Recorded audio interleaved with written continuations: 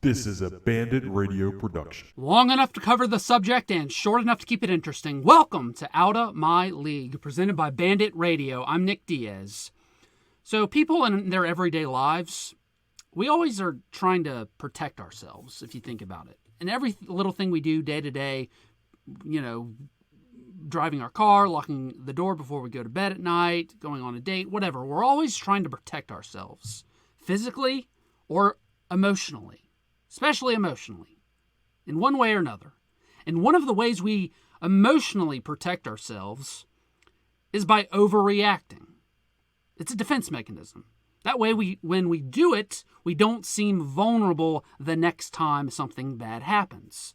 We're all guilty of overreactions. I've been guilty of overreactions as a fan to losses and wins in the past. It's perfectly natural, and you shouldn't feel guilty about it. The problem is that when you do overreact to something, you go blind to every other little detail surrounding that loss. For example, did you know that Alabama basketball team beat 4 of the top 5 SEC teams by double-digit margins before yesterday? Tennessee, top 10 team, beat them by double digits. Florida, Kentucky, Arkansas. And now LSU. The only team they haven't played is Missouri, and I guarantee you they would be favored in that game. So, in case you didn't know this beforehand, Alabama's kind of a good team, but they beat LSU by 30 points. They scored 105. They broke an SEC record. 23 made three-pointers. Do not misunderstand me. That is inexcusable.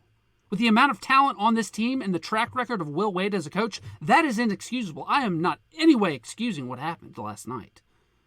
My biggest critique of Will Wade, in fact, has been his lack of teaching defensive fundamentals with this team and especially last year's team. Though I think the whole problem of why this has been a problem for Will Wade is Will Wade started out as a student manager looking up stats and analytics for coaches. That's how he got his start. That's how he moved up in the industry. He's a stat nerd. He's an analytical nerd. Nothing wrong with that. But with that comes weaknesses. And hopefully over time, those weaknesses become more strengths. But let's get back to those 23 made three-pointers from Alabama. SEC record. Let's think about how Alabama was making those buckets. Let's think about how. Were they wide open shots? Were they penetrating the defense and LSU collapsing, not having any help, knowing what to do, where they're supposed to be, and then kicking it back out and shooting it? How did it happen? Well, I mean, our initial plan was to, and I got to go back and watch the film, but my initial plan was to protect the paint and not get split. But my hunch is a lot of the threes were not penetrate and pitch. A lot of them were just kind of around and dribble into threes. And I mean, that's what I saw. A lot of those early shots were right in LSU's face, and Bama still made them. They went from the NBA line and back, just throwing them all up there, and Bama still made them. Sometimes it's just your day. Could LSU have done more? Had a better game plan? Sure. But when an Alabama player that's not even considered their best shooter or best scorer goes 7 for 7 from the three-point line in the first 5 minutes of the game, sometimes you just got to throw up your hands and say, you know what, today's your day. Today's your day. This just in, 3 points is greater than 2. So I didn't walk away from that game. I don't know about you, but I didn't walk away from that game thinking, well, LSU's a horrible basketball team.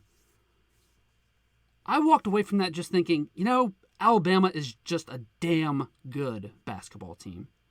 And based on what they've done this season, guess what? They are. They're a damn good basketball team. And if you're an LSU fan, you can be upset, and you should be upset. And you can still believe that it's inexcusable no matter what. And you can still not overreact and say the season's lost. The team's overrated. Just don't overreact. That's all. Thanks for listening to Outta My League. If you like what you heard, be sure to like, share, and subscribe, or follow me on Twitter @TheNickDiaz.